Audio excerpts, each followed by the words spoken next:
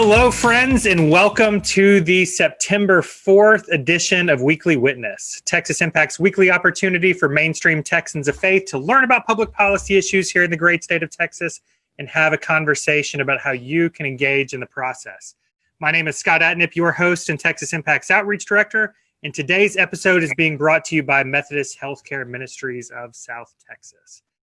And I have missed seeing you all in person. This is our first Weekly Witness live in months and our first ever live episode online. And we are excited to be joined today by Guthrie Graves-Fitzimmons, a fellow with the Faith and Progressive Policy Initiative at the Center for American Progress and author of the forthcoming book, Just Faith, Reclaiming Progressive Christianity. And we're going to give Guthrie ample opportunity to plug that book and discuss its contents later in the conversation.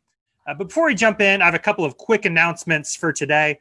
First, Texas Impact is going to be continuing our Faith and Democracy series with online, and y'all, online means everybody can participate. Online events featuring Houston area faith leaders and speakers on Sunday, September 13th, and Corpus area speakers and talent on Sunday, September 27th. You can find out more and register online at texasimpact.org.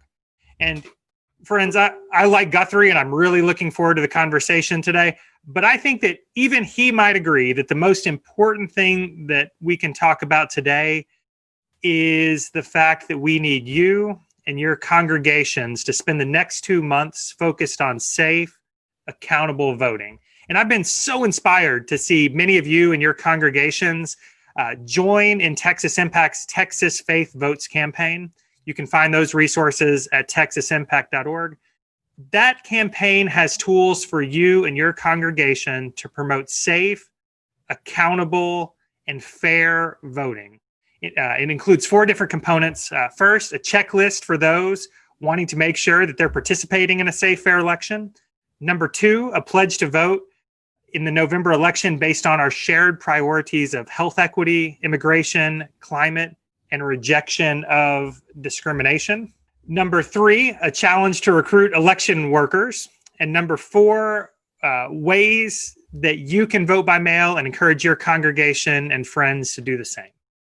Y'all, this is an important time for Texans of faith to raise our voices. The world needs Texans of faith like you and like me to be active and engaged, speaking out for justice and working to bring it about through advocacy and at the ballot box. So I hope that from today forward, we can covenant together to make that positive change. Let me know how Texas Impact can support your work. You can always email me at scott@texasimpact.org.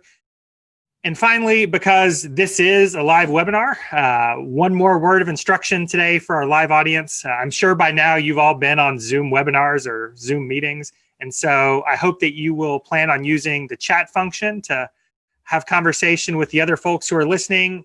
We will save time at the end for questions for Guthrie. And so feel free to use the Q&A function at the bottom. We'll try to get to as many of those questions as we can at the bottom. And make sure that you amplify the messages that you hear today. Use the hashtag #TexasFaithVotes. Let folks know your favorite quote or what you hope they'll do moving forward. So with all of that, I'm sure you didn't tune in to listen to me do announcements at the beginning. I'm excited to welcome to the conversation Guthrie Graves-Fitzsimmons. Guthrie, thanks for the time today. Thanks for having me on. I'm excited for this conversation and to hear about, I loved all those announcements. I'd love to hear all the work you're up to in the great state of Texas, my home state.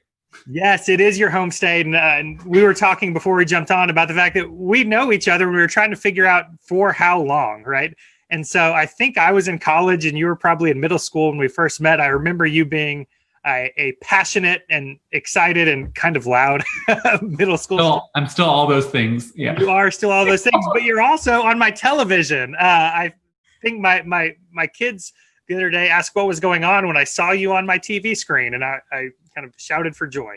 And so it has been so exciting to watch your career progress, to watch the ministry that you're engaged in, and the way that you are leading the conversation nationally about progressives being engaged in faith and policy. And so I kind of wondered if you could start. So You are the author of an upcoming book. You're with the Center for American Progress. You've written for CNN and the Washington Post. I don't know how many television shows I've seen you be on, but I wonder if you could talk to us about kind of the journey from, a kid of faith growing up in Texas to the successful author and advocate for progressive religious expression that you've become today.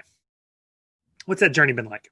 Sure, and thanks for that question. And I also was, as I was preparing for this conversation, remembering our time at Lakeview Methodist Camp in Northeast Texas and growing up. And faith was so important to me growing up. I was very active at St. Mark's United Methodist Church. I know we have some people from St. Mark's on the call today in Houston. And yeah, faith was really important. My grandmother, who I dedicated this book to, faith was very important to her and to my entire family. And at the same time, so was social and economic justice. My parents were both union organizers in Texas and other states. And they, from an early age, I had these two very important things in my life, kind of progressive activism, being involved, going to marches and protests with my parents, and seeing how they were fighting for people to have a say in their workplaces. And then I heard the stories of Jesus, and they seemed to me like two sides of the same coin. And I started, so that was from an early age. And then I had a kind of big moment about probably the time we met, when I was 13, was when the US invaded Iraq. And that was a kind of pivotal moment where I started to connect my faith more explicitly to my political values. And I thought that was a deeply immoral and illegal act of aggression. So did the Council of Bishops of the United Methodist Church. And they actually kind of confronted President Bush, who's also Methodist with Texas connections at the time. And I started to see, though, through that first experience, I look back on Facebook. I've done a lot of like social media activism, and I started this Christians for Peace group when I was 16, right when Facebook started. So I was like really into this whole faith and politics intersection. And yeah, it's a pretty niche field to be in, but I kind of pursued it with great interest, going to American University in Washington, D.C., and getting to intern in various government agencies, but also with Faith in Public Life, which does this work. And Faith in Public Life was especially a great experience in my kind of development, because I remember seeing in 2008, President Obama, well then Senator Obama and Senator Clinton did this great forum where they talked about their faith. And I was like, that's exactly what I want to be doing, is helping equip progressive people of faith to advocate and to be talking about the moral values that undergird all the policies that are important to our country and human flourishing. And so I had this great experience interning, and then I've been working in the field of faith and progressive politics, first with a group called the National Immigration Forum, which was advocating for comprehensive immigration reform, which passed the Senate with 68 votes, which is a pretty big accomplishment, and then failed sadly in the House. And we still are fighting for a pathway to citizenship. But a lot of faith groups in Texas and across the country were very active in pushing for a path to citizenship for the undocumented. Then I took a small detour to go to seminary at Union Theological Seminary and kind of deepen my faith and my understanding of how faith impacts public policy. And then for about 3.5 years, I was involved in a campaign to oppose the President Trump's Muslim ban and the rise in Islamophobia we're seeing. And there's a great coalition that I worked with, faith-based groups who are standing with their Muslim neighbors and saying, you know, if anyone is discriminated against because of their faith, all people of faith should be outraged about that. And so we did a lot of different events around the country and trainings. And then in February, I moved over to the Center for American Progress and am working with the Faith and Progressive Policy Initiative. But throughout my career and my studies, it all goes back to, that message I heard at St. Mark's in Houston and what I saw out with people protesting for human dignity and the common good. And I like to hold on to that childlike faith of the message of the gospel is pretty simple when it comes down to it. Love your neighbor. That's something we teach children in Sunday school, and then we forget as adults. So I'm holding on to that and trying to do my part. So that's my quick life story in a nutshell. Yes, with 2 St. Mark's shout outs. So I got a shout out. So you speak about kind of that niche of progressive faith advocates, and there was certainly a lot of energy in progressive faith Twitter leaders last week. I know I follow you. You're a great Twitter follow. There are a lot of people who are kind of in that realm. But as one of the leading voices in that national conversation, you seem to have kind of 2 themes that you talk about often. One is that the media does generally a terrible job of covering religion and politics. And 2, when they do, they tend to focus on white evangelicals as kind of the only voice of religious expression in the political realm. So let's start with those 2. Let's start with the critique of the American media. What is the issue that you see, and what would you do to address it? I want to start with a positive story first, because it's where my passion for this issue comes from, is seeing a story in the Houston Chronicle, actually, when I was in high school. It was on the front page of the religion section. My parents would always lay out the sports section for me, but then on Sunday it was sports and religion of the Chronicle. Nice. Were the sections I was interested in. And there was a story about a pastor, Marilyn Meeker Williams, and she was kind of participating in a same-sex marriage on the steps of Bering United Methodist Church, also in Houston. I'm going to name all the Methodist churches in Houston. Our Houston webinar today. But seeing that story was huge in my faith, because while I hadn't come out as a gay man at the time, there was a recognition that these people that believed in the dignity of LGBTQ people because of their faith, not in some contradiction of their faith or siloed away from their faith, but because of it, existed. And it was just seeing and knowing Marilyn was doing the work and Bering was doing the work was great representation for people. And it was also then a joy when Marilyn was transferred to St. Mark's and got to know her after that. But just knowing, even if I had never met her, knowing she existed through the media, and the media has such an important role in shaping how we all view religion. Right now, we've come to a point in our national conversation where many people don't want to identify as Christian. They say, I'm one of the reasons I wanted to write the book is I overheard someone say, I'm Christian, but not that kind. So many times, and we're all reacting to our national kind of public consciousness, public discourse around Christianity that's shaped by the media and tells you to, has narrowly defined Christian as white evangelical conservative.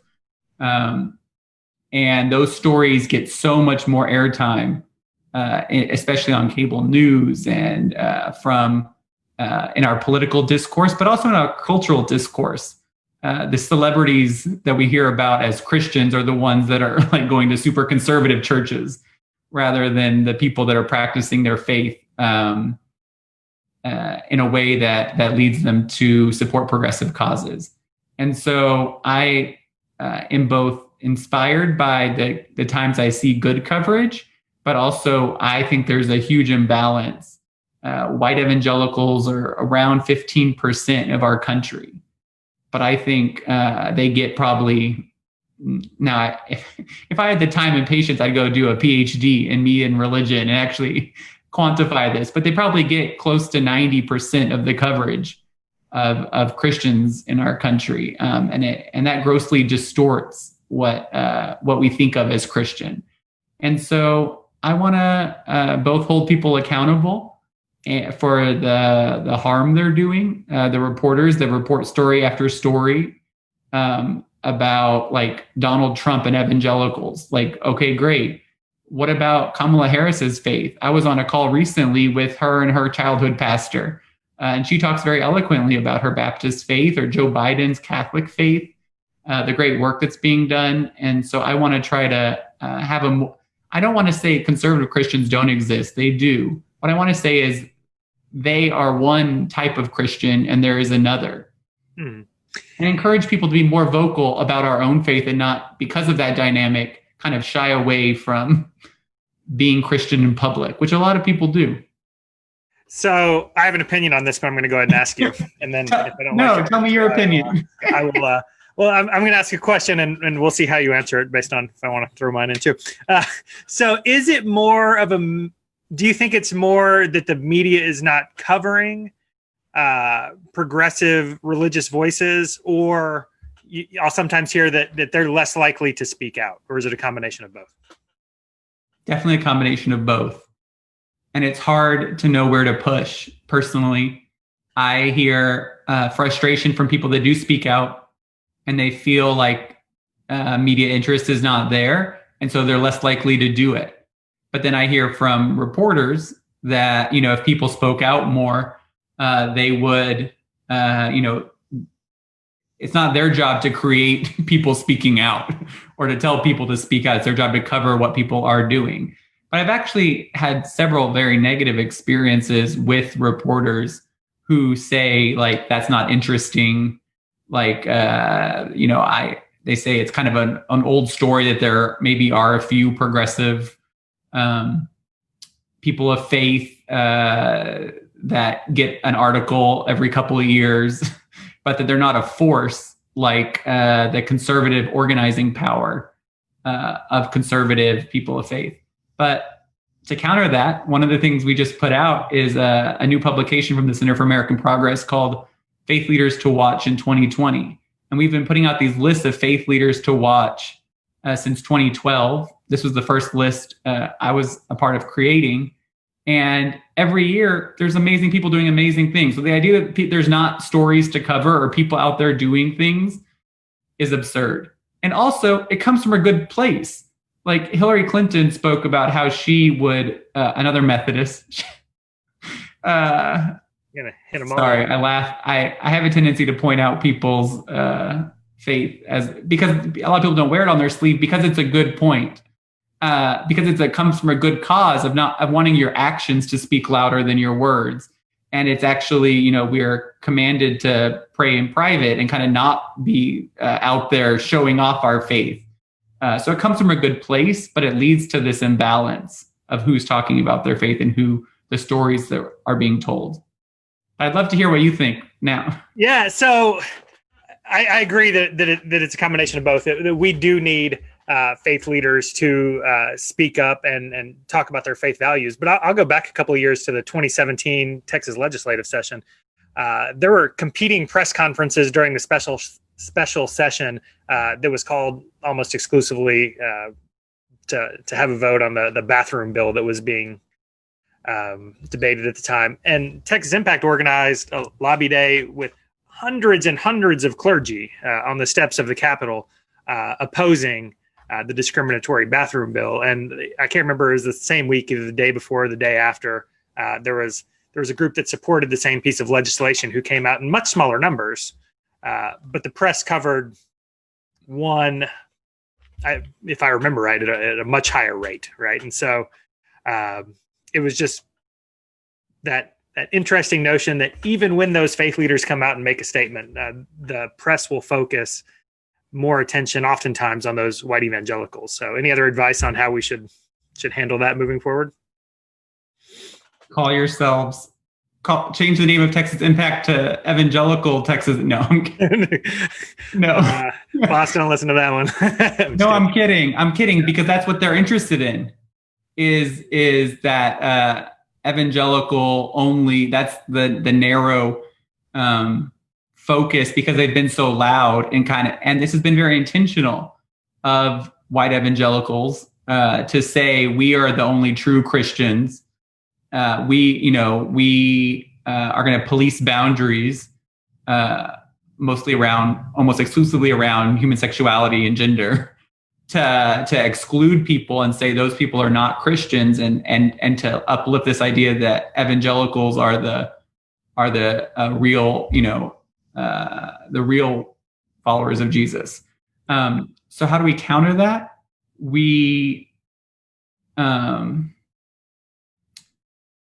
I think we have to do reporter education and actually go and make the case and talk about media accountability.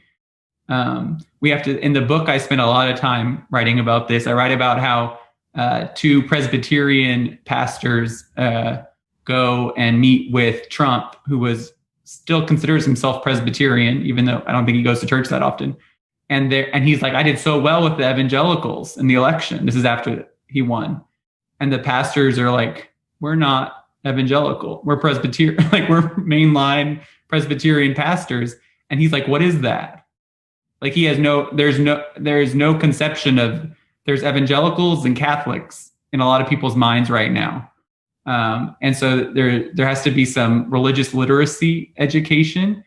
And then also it's a part of the problem is a reason Trump, I don't want to concentrate too much on Trump, but he is another good example of, if you look back at the Republican primary in 2016, he would say the most outlandish things and draw all the media attention to himself because he's so sensational and and he would say things that are just untrue. And so then he'd be fact checked. And all of that does is draw attention to himself.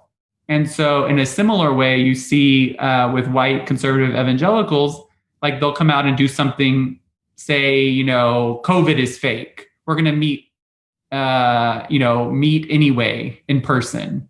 And it's our religious freedom. I mean, absurd things, right? That religious freedom is a right to kill people during the pandemic. And then what do you have in reaction to that? Well, you have all the, that's a huge news story. And you have all the people criticizing those people. And it just spurs, several news cycles of like, look at them. Whereas a lot of people, I imagine most people watching this are staying wholly at home, are trying to adapt to the pandemic in a faithful way. And that's less exciting as a news story. So let me follow up on something you just said, because I heard you talk recently about this idea of religious liberty and what it actually means. And Texas Impact came out with a report a couple years ago now called Equal Liberty that you can find on the website. A lot of times when you hear conversations about religious freedom or religious liberty, it's about, masks in church or something like that. But at the same time, you've talked about your work about the Muslim ban. How do you define religious liberty? Or how do you see it? Liberty is the right for people of all faiths or no faith to practice their religion free from fear and free from government interference, which is good for our pluralistic secular government, and it's good for religious institutions because we don't want the government, mandating things. Either we want to respect the separation of church and state both ways. And so the greatest threat right now to religious liberty in our country is the Muslim ban. President Trump campaigned on banning Muslims from this country, which is just clearly a threat to the First Amendment's establishment and free exercise clauses that kind of are the constitutional basis of our religious liberty protections. And there's also a very startling rise in anti-Semitism in our country. So protecting religious minorities, allowing people some accommodations to religious garb for people serving in the military, are allowed certain kind of exceptions to wear things that are in accordance with their faith. Those kind of things are really good. But what we see is this, because it's such a good concept, there's been this whole manufactured campaign to turn it into just a general exemption, a right to discriminate. If you say, a right not to bake a cake, for a gay couple, even though there's a non-discrimination law in that area. And so it's really sad that, because at the same time, there's two great articles in the Washington Post. If you want to read more about this, maybe we can link to them in the comments, where I can go back and add them, where these groups that are pushing to turn religious liberty into a license to discriminate against LGBTQ people, against to deny women health care, these groups are not actually saying anything about the Muslim ban. So it's like a huge effort to gaslight the country into thinking like the real people being persecuted in our country are conservative Christians who have to abide by civil rights laws and generally applicable kind of healthcare laws, which is really sad when there are actually real threats going on. And so a lot of our work at the Center for American Progress is focused on reclaiming a positive vision of religious liberty, because sadly, we've also seen a lot of people who would be natural allies to religious minorities, that just the term religious liberty now is scary to people because it's so associated with hurting other vulnerable communities. Right.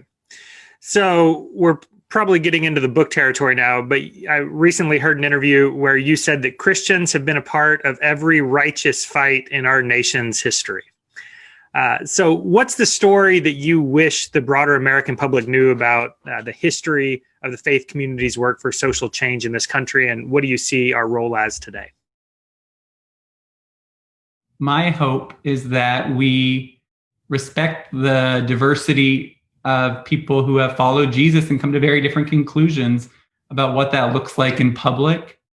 And there is certainly a conservative tradition. We know very well what that history is. It's people wanting to hurt the LGBTQ community. It's people that want to, keep women from full equality. It's the same tradition that, supported slavery, found biblical justifications for slavery. Like, there's a conservative Christian tradition.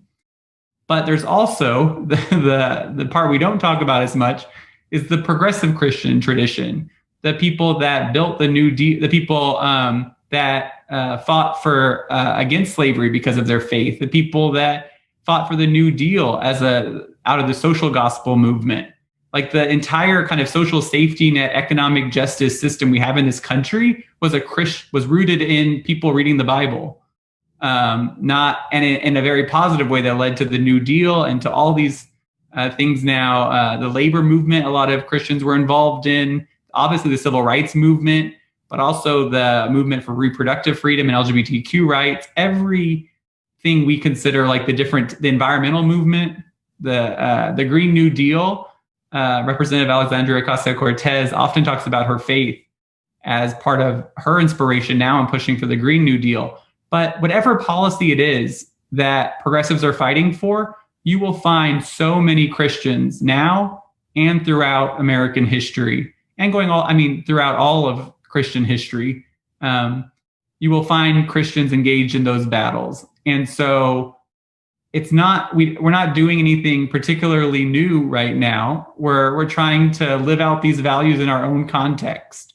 Just as people try to outlaw war, kind of going back after World War I, fighting for a peaceful world is a very Christian value, going back to Jesus and before him to the Hebrew prophets. This fight right now looks like stopping our endless wars in the Middle East. But it's the same values that have animated people throughout all the generations that have come before us. So that is a rich history. What do you hope folks will be doing today or in the next couple of weeks? Voting, make sure everyone goes out and votes. Make sure your communities are educated about voting during this time of pandemic. Raising your voice as Christians or as people of different faiths in the public square, why you're advocating explicitly because of your faith and not as a siloed part of your life, which can be uncomfortable because for a number of reasons I try to unpack in the book, There's some discomfort around talking about your faith in public. But I want to encourage people to, if for only the reason that President Trump is out there, there's one vision out there right now, only one really, of President Trump saying Biden victory. And I mean this in a nonpartisan way. If you have voting for Trump or a third party, whatever, however you're going to vote, the dominant message right now is Trump saying a lot of nonsense about Democrats wanting to destroy religion and hurt God, like God could be hurt. And so you have a lot of nonsense out there. And so I think that alone should compel us to advance a different vision of what faith looks like in public. And we have to be explicit about it. And then finally, I hope we will hang on to hope.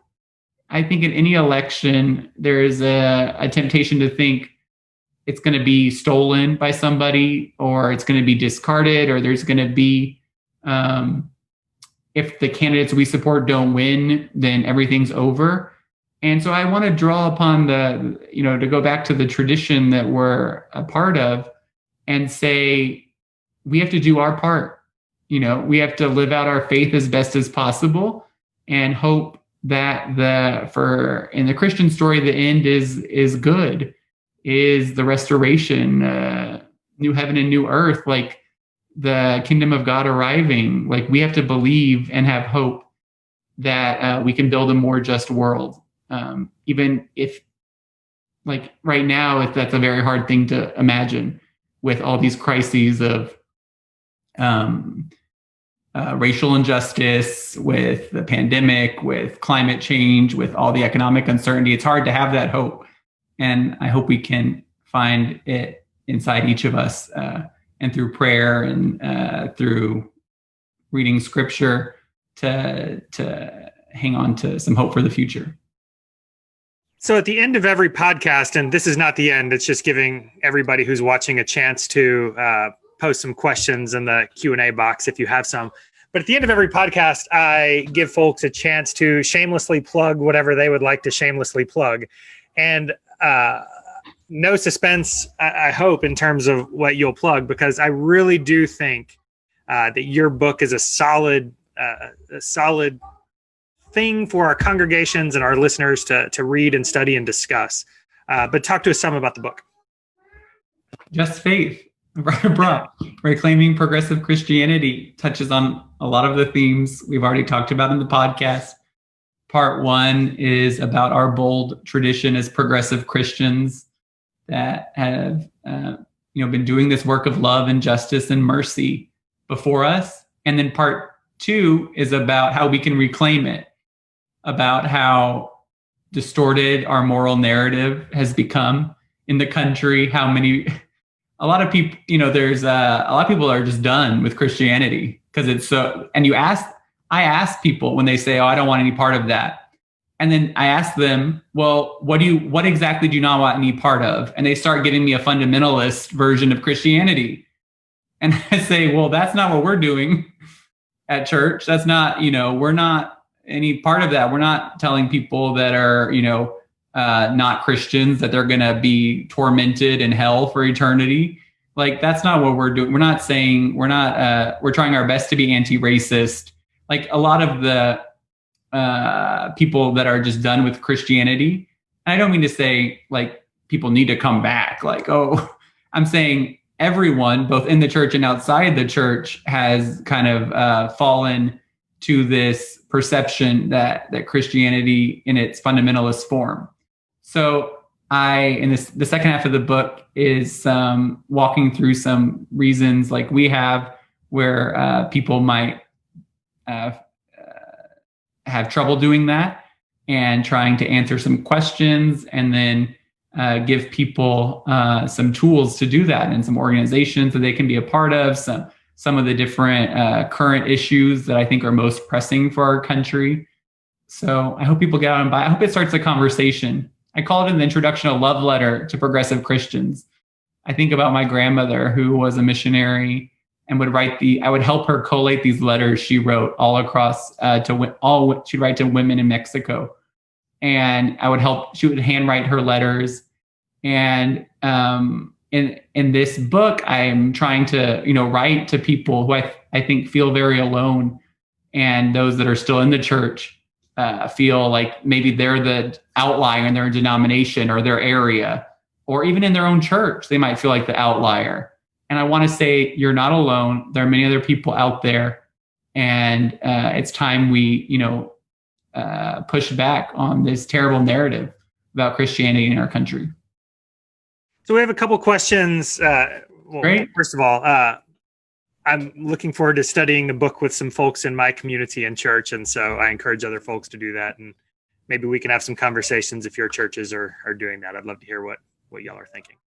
That's directed to the audience. I'm also happy to talk with you about it, Guthrie. So a couple questions from the feed. First, a question about the fact that evangelicals have well-funded, large, powerful institutions, and there aren't the same kind of well-funded, large institutions on the mainline or progressive side. I'd say there are obviously a lot of organizations doing that kind of work, including Texas Impact. But any thought about that and how we can build that infrastructure? Yeah, progressive Christian infrastructure exists to the extent each of us donates, volunteers, gets involved, does our part. So yes, it's a statement of fact that conservative Christians have more well-funded institutions, organizing capacity, but that's not a statement of what should be or what's possible. And so there's great organizations, Texas Impact, Faith in Public Life, Faithful America, different denominations that are doing amazing work, that we can actually increase the organizing capacity. Go look for lists. I hate doing lists because I'm like, I always forget somebody. I feel like it's a thank you at an award speech. Like, I'm going to forget somebody. But if you go to the Center for American Progress's Faith Leaders to Watch, you'll see all kinds of groups. This year's list focuses especially on people doing nonpartisan voter engagement. You could make that is the infrastructure that exists. So I would say, let's invest in what exists. Let's build new organizations. I started the Resistance Praise, which is a daily devotional for people that want to spiritually and politically defeat Trumpism. And yeah, I realize that dynamic, but I don't want to be defeated by it or kind of resigned to that. My whole life, I'm just going to be like, well, the conservative Christians are better at raising money and organizing. I want to make a change. Why do you think that is, that they're more successful in doing that? I think they are convicted that they are, that their values are, I think there is some genuine passion. There always has been around reading the Bible in a very different way than how I read it, and wanting, and kind of there's a lot of externally focused pressure, right? Both in evangelism of going out and saving souls, but then also going out and fighting for the faith in public, like you're like a warrior kind of mentality. And so I think that's been taught to people over generations, and they invest in it. But so there is a genuine component, which we have to acknowledge. I don't like when people say they're fake, they're not really Christian. People do read the Bible very differently, and we have to acknowledge that. But there's also a lot of funding that comes from the larger conservative right-wing world that props up these religious organizations as well.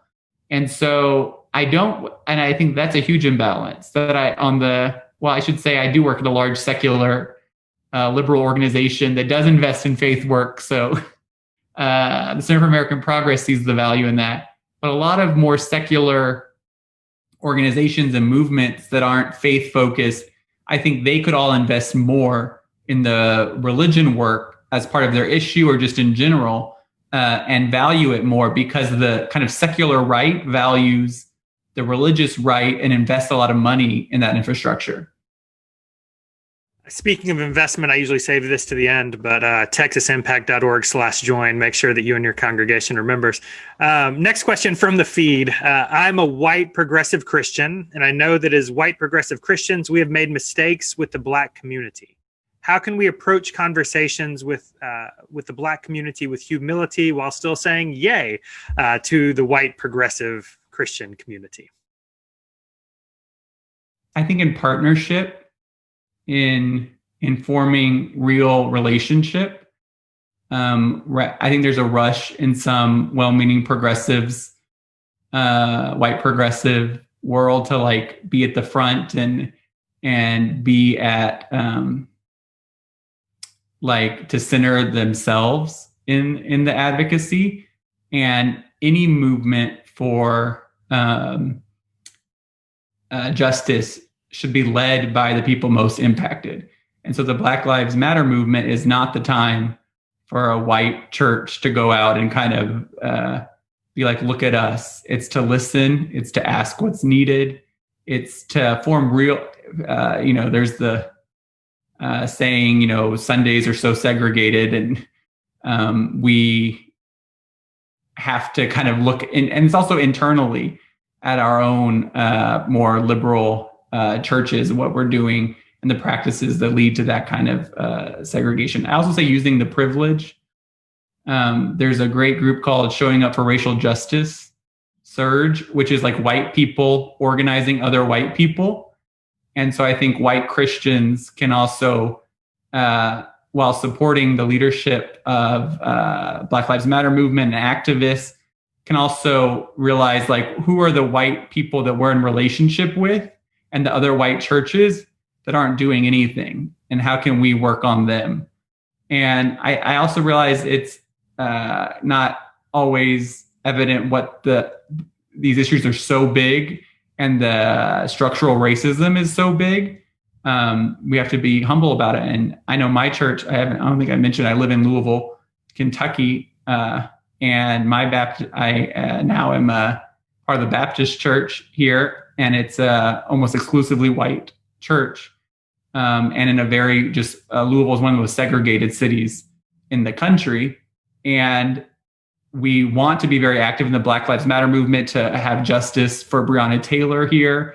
And I keep focusing on, well, we have a lot of privilege in this community, and we can exert pressure on the mayor in a way that I think can be helpful, and ask what the churches we're in deep relationship with and have been for a long time want from our church. So changing subjects a little bit, and we talked about this some before we started broadcasting today. Right now, the administration's holding and preparing to deport an African evangelical pastor who's been tortured and is in the middle of asylum proceedings in this country. How do you talk to white evangelicals about the disconnect around their faith and this notion that one of their own pastors is about to get deported? I think telling anyone that there's a disconnect, first, like, no one wants to be told there's a disconnect in their own life. I think how I've always gone about it is sharing where my own faith leads me on the issue of immigration, on the issue of respect for all people as image bearers of God. And so I do think there are different points I would stress. For instance, if I was really trying to convince a specific person, I would think, what are the authentic places where our kind of sources for how we determine things overlap? And there is I think more of an emphasis on like, I need specific scriptures cited in an evangelical context. And so there's a great resource that Evangelical Immigration Table has called 40 Days of Scripture, something like that. And that's a group that I helped work with at the National Immigration Forum. And it's all about, let's read the Bible and come to conclusions kind of based on what the Bible says. Now, that's an authentic point of connection. I think even if you're in a mainline kind of congregation, or in a congregation that maybe is like, we can use we draw on things. The Bible is important, and we draw upon in the Wesleyan tradition, reason and tradition and experience in addition to Scripture. But if you find those points of connection, like, let's go, what does the Bible say? I think that's a really effective way to at least have people go and look for themselves. Because in any form of communication, telling someone how to think is never effective. But sharing how you think and asking people to kind of maybe look at something in a new way, because from a shared place of you share their values, then you can kind of lead people in a different direction. And Reverend Tim Moore was on the podcast, oh gosh, it's been a while now, but talking about the biblical framework for immigration reform from an evangelical perspective. And I do think right now, in the midst of, pastor potentially being deported, some of those conversations are hopefully taking place. So another question on here, how can older white, quote, church ladies take the first step to show they aren't, quote, that kind of Christian? A lot of them now feel deeply depressed about things, but can't identify points of attachment in their local communities. I think anyone of any age can share messages in your kind of sphere of influence. That would be if you're on social media, posting, for instance, I know Texas, you could share things that Texas Impact puts out, which are faith-based resources. You can share resources from Faithful America, which is a petition platform. And all of the petitions are, as Christians, we are calling on X. So it's sharing from a place of faith with your network. It's sharing in your own community, as you're involved in different volunteer activities. It's being a little less, as a tongue twister, a little less shy about kind of a public witness, which can feel uncomfortable, I think, for a lot of people right now. And sharing, it's inviting people to be a part of your church's social justice work.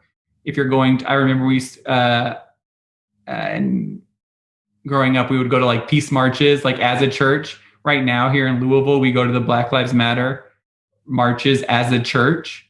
And, our clergy have on their clergy collars, and other people have on different signs that say, like a Bible verse or something. So I would invite people to that and kind of make your witness, make your faith known in that kind of context. I think we also need to think of, you're from Texas. I probably don't have to tell you this, but there are a lot of mainline congregations in Texas that where the entirety of the congregation is not ready to engage in justice work, right? Even if their national denominations are encouraging them to do so. So I think we need to do a better job of trying to organize the handfuls of people in those churches who do care about that type of ministry to be able to connect with a handful of people in churches across town or across the state. And so that's something we've certainly been giving thought to, but I wonder if you have any other thoughts on connecting with other folks of faith that aren't necessarily in your church, if your church is ready to move as a whole. Yeah, I was preaching on Sunday at two United